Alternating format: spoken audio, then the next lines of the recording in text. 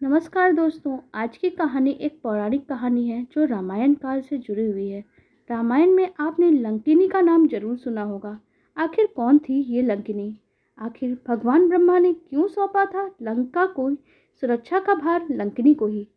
जानिए, लंकिनी को लंका राज्य की सुरक्षा का प्रभार जब मिला था, लेकिन हनुमान जी के साथ युद्ध के बाद वो ब्रह्मालोक को गमन हो गई।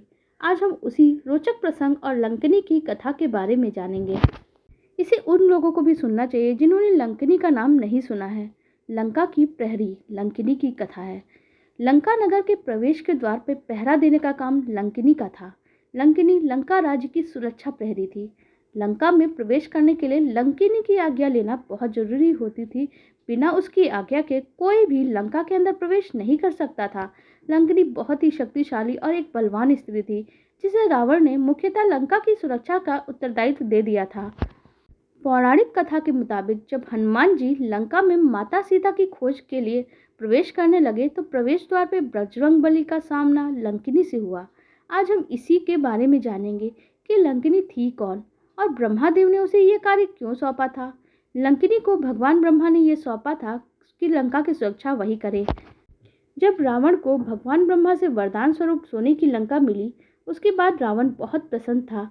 तभी ब्रह्मा ने लंकिनी को लंका राज्य की सुरक्षा की जिम्मेदारी सौंपी थी। लंका की सुरक्षा का प्रभार मिलने के बाद लंकिनी ने भगवान ब्रह्मा से पूछा था कि उसे कब तक लंका की सुरक्षा करनी होगी। इस पर ब्रह्मादेव ने कहा, एक दिन आएगा जब वानर स्वरूप में भगवान आएंगे और तुमको युद्ध में परास्त कर देंगे। तब तुम समझ लेना कि तुम्हारा कार्य आज पूर्ण हो गया है। तब तुम इसके सुरक्षा प्रभार से मुक्त हो जाओगी। जब हनुमान जी समुद्र लांघ के माता सीता की खोज में लंका आए, तब उन्होंने लंकिनी को चकमा देकर लंका में प्रवेश करने की कोशिश करने लगे, लेकिन लंकिनी ने उन्हें देख लिया और उन्हें रोक लिया। अगर आपने सुंदरकांड पढ़ा हुआ है तो उसमें आपने ये लाइनें जरूर ही पढ़ी होगी। मसक समान रूप कपि धरी, लंकही चलेउ सुमरी नरहरि, नाम लंकिनी एक निश्चरी, सो कह चलीसी मोदी निंदरी। इसके बाद हनुमान जी से लंकिनी ने पूछा क्या कारण से वो प्रवेश कर रहे हैं। तब हनुमान जी ने भी सच नहीं कहा और कहा कि वो लंका को देखने और वहां विचरण करने आए हैं। लेकिन लंकिनी समझदार थी। उन्होंने तुरंत हनुमान जी की इस मंशा को भांप लिया और उन पर आक्रमण करने के लिए दौड़ी। लंकिनी पे हनुमान जी का प्रहार किया था। तब लंकिनी ने हनुमान जी के ऊपर आक्रमण किया तो बजरंगबली ने स्त्री से युद्ध करना और उसका वध करना उचित नहीं समझा। इसलिए हनुमान जी ने अपने एक जोरदार प्रहार से लंकिनी को चारों खाने चित्त कर दिया। लंकिनी गिरकर अचेत हो गई और उसके मुंह से रक्त बहने लगा। इसके बाद लंकिनी को ब्रह्मादेव की बातें याद आ गई। हनुमान ने लंकिनी से क्यों मांगी थी क्षमा।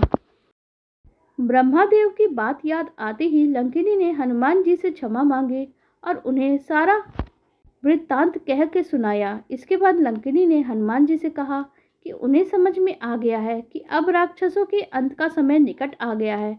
इसके साथ ही ब्रह्मादेव के कहे अनुसार लंकिनी का उत्तरदायित्व अब समाप्त हो चुका है।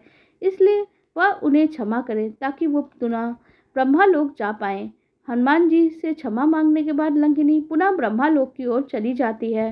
और अब जानते हैं लंकिनी आखिर लंकिनी बनी क्यों।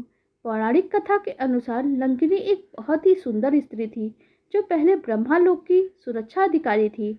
एक बार लंकिनी को घमंड आ गया कि वही सब कुछ है और इसी अहंकार के कारण ब्रह्मा जी ने उसे राक्षस नगरी की प्रहरी बना दिया।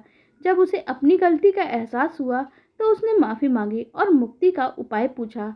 तब ब्रह्मा जी ने एक वानर के द्वारा उस पर प्रहार करके उसे मुक्ति देने का उपाय बतलाया था और इस प्रकार से लंकिनी को हनुमान जी के द्वारा मुक्ति प्राप्त हो गई थी।